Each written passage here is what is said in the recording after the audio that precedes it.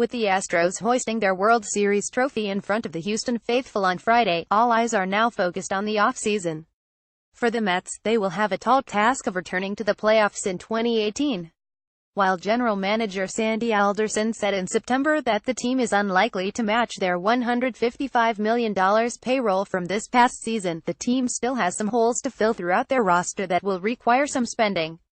John Harper of the New York Daily News on Thursday released his top 20 free agents with projected landing spots, and he has the Mets inking 3 players: Jay Bruce, infielder Eduardo Nunez, and reliever Brandon Kintzler. The full list can be found here. He projects that these free agents will be worth $38 million combined. Let's do a little payroll breakdown. MLB Trade Rumors recently released an outlook for the Mets offseason with a few important nuggets. The team has 5 guaranteed contracts for next year currently. Now that Asdrubal Cabrera and Jerry Blevins have had their player options picked up, the team also has several players that are eligible for salary arbitration. The top 2, Aoki and Malone, have been non-tendered. The former was due for a big payday and the latter vastly underperformed in 2017.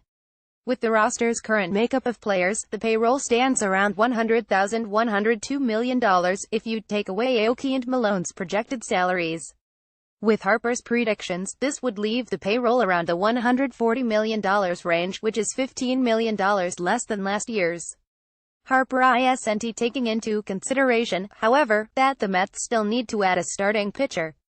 If we were able to find a Bartolo type who fits into the 3-4 spot and semi-guarantees 180 to 200 innings, that would probably be something that would stabilize our rotation, Alderson said in September.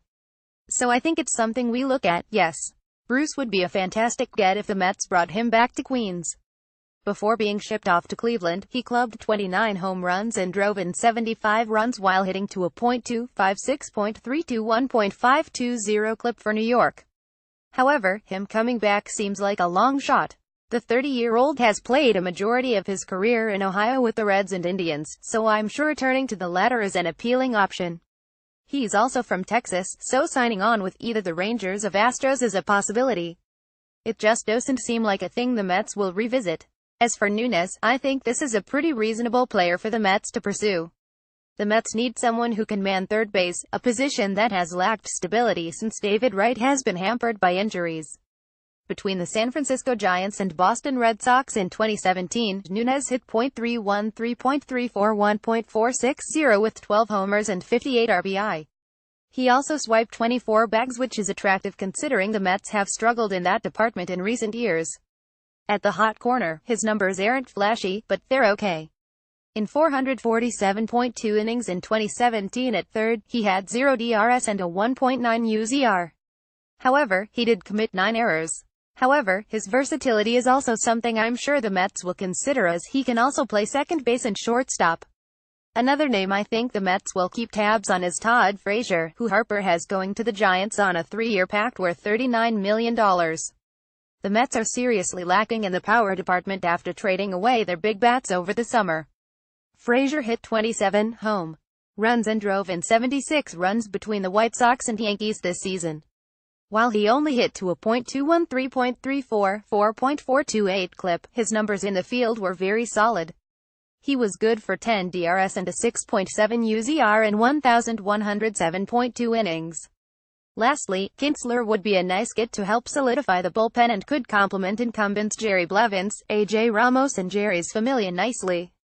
The 8-year veteran appeared in his first All-Star game in 2017 and pitched to a 43 record with a 3.08 ERA in 72 games between the Minnesota Twins and Washington Nationals. Another bullpen piece would be a good move for the Mets, who had a plethora of issues out there in 2017. But to start off with a group of Kintzler, Blevins, Ramos and Familia to go along with, say, Paul Sewald, another incumbent like Jason Bradford, and maybe a potential starter-turned-reliever like Zach Wheeler, Seth Lugo or Robert Gesellman looks good on paper. However, I want to reiterate that it's of utmost importance the Mets sign an innings-eater type pitcher. You can't go into next season with the in-house options that collectively fell victim to the injury bug in 2017. Bringing in someone like R.A. Dickey on a 1-year deal could make sense after he was recently cut loose by the Atlanta Braves. He pitched in 190 innings for the Bravos this past season and could be a nice 5th starter. Plus, he's already familiar with the Big Apple. Some other names I believe the Mets will consider are Lance Lynn, Alex Cobb, Jason Vargas, Tyler Chatwood, and Jamie Garcia. The Mets have made the right move so far this offseason by bringing in a new and improved coaching staff. Next on their list is to bring in some quality and durable players that can help the Mets get back on the right track.